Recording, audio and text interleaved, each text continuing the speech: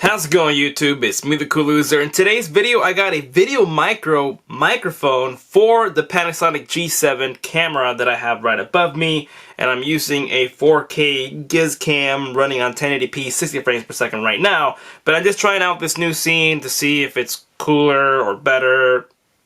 That's what I'm trying out for right now. I'm always trying different things, but let's get back to the VideoMicro. And this is a compact on-camera microphone. We're going to be testing what it sounds like, the position that I'm sitting on right now. Onboard cameras are already decent.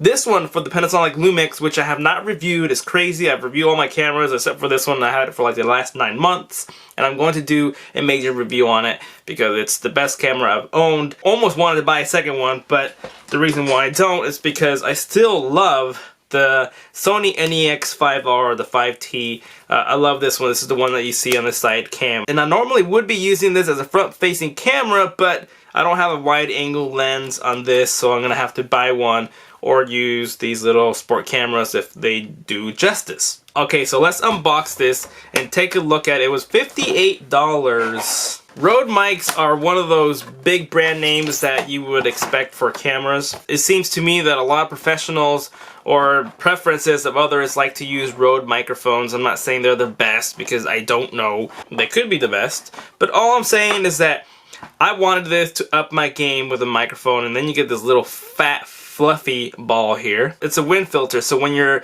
recording outside, you're gonna get a lot of less of wind noise, and if you're gonna be speaking into it, you're not gonna get the that's gonna be filtering that part. So let's take it out.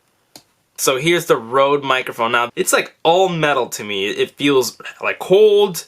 It's kind of heavy. It's not like really heavy, but it has a really good weight to it. And then at the bottom we have the plug-in and the whole microphone in the front. And then the grill. It's in a shotgun form, and it's gonna look really good on a camera. I will have to switch my Panasonic camera, but not yet. I'm going to be plugging this onto my Panasonic G7 first. That way you can hear the difference, what it sounds, and then I'll do different angles, then we can figure it out. See what else is in here. Now this is the little shock mount. If you're moving your camera around, this is supposed to do a lot of shock absorbing and less rattling, so you're not gonna be here, you're fiddling with the camera, and then that's where it goes into the hot shoe. What else is in here? We have a little booklet, and you know how to plug it in, the start guide.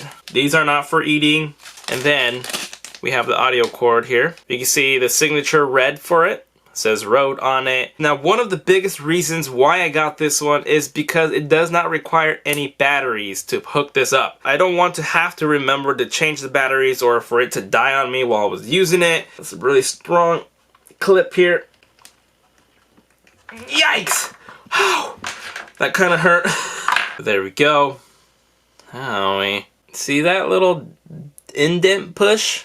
So you can see there's a shock mount on it. Okay, so now I'm going to be mounting this right there to the hot shoe. Gonna slide this.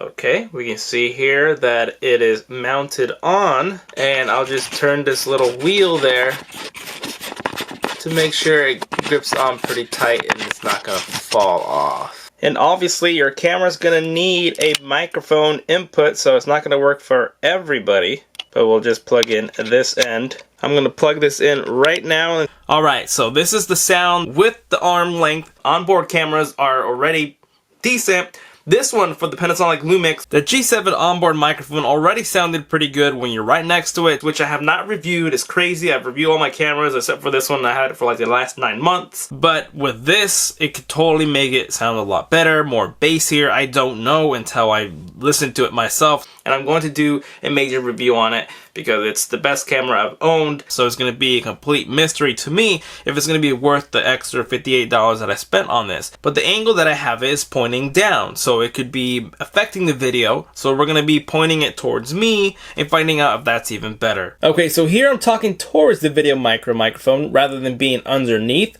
the microphone where my voice was shooting towards to. Now you'll be able to be more directed. Now I'm going to roll back, and from here I'm going to be talking to you guys to see if that even, you can't even see me in there. And now I want to do the the very back, because obviously if you're behind the camera a lot, even though the camera's facing forward, we want the audio to sound good from behind here. Or maybe that's something that you don't want to happen, is you don't want to hear your voice mostly, you want to hear what's in front of it. If I want to, I can totally redirect and flip this microphone towards me, so that way I can just speak into the microphone like I'm talking right into a handheld one. So that could be useful as well. I don't get older, I level up. So what I'm going to do right now, disconnect the microphone. Hopefully it doesn't do anything crazy to it, but let's disconnect. You'll have to plug it back in order to get it to work, or stop the video to go back to stock microphone. I'm just going to put it on so you can see what it looks like from plugging it in, and that's what it looks like with this windshield. So you can be outside and getting really good audio rather than having all that, you know, wind going into your camera. That's what the point of this thing is. So this time the microphone is backed towards me. So if I'm going to be the one behind the camera and I want to be voicing things, this is the sound of it. Alright, let's do some testing here. Well, what do you know? It's the Lucifer show to deliver, so get ready for some apps and games. Well, what do you know? It's the Lucifer show to deliver, so get ready for some apps and games. Right now, I don't have it mounted on my camera, but this is still plugged in, so the audio's coming in from the VideoMicro itself right now. So that's without the filter, and I'm around like 2 feet, and I'm gonna plug the filter in. So this is the sound with this on. I don't know if it made that much of a difference, but if I get up into it, then I can talk to it like a microphone, like a handheld one. That's what I was trying to say. You know what I'm saying? Put that away. What are you doing? Psh, psh, psh. You can see the peas aren't freaking out. Hopefully. So now it's facing you and away from my mouth. So that's the sound from behind the microphone. Now, I'm not trying to tell you that I know what I'm talking about when I'm reviewing this, because I literally have to find out if it sounds better than it does with or without it. But there you guys have it. If you like the way it sounds, maybe you want to try it for yourself. You already know what to do, because as of right now, this is like the first step leaning towards a onboard camera. All right, I'm pretty much done here. If you like it, please give me a like. And as always, I will see you guys next time. Later.